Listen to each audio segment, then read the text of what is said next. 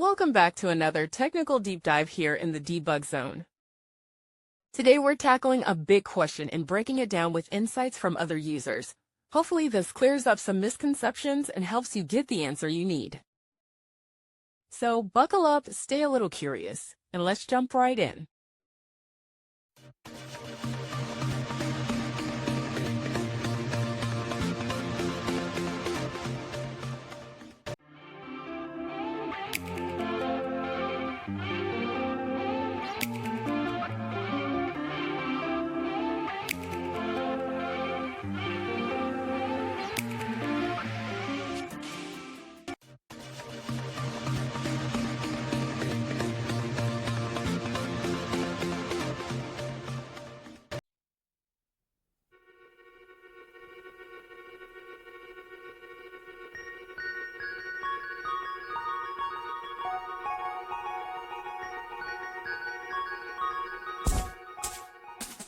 And that's a wrap.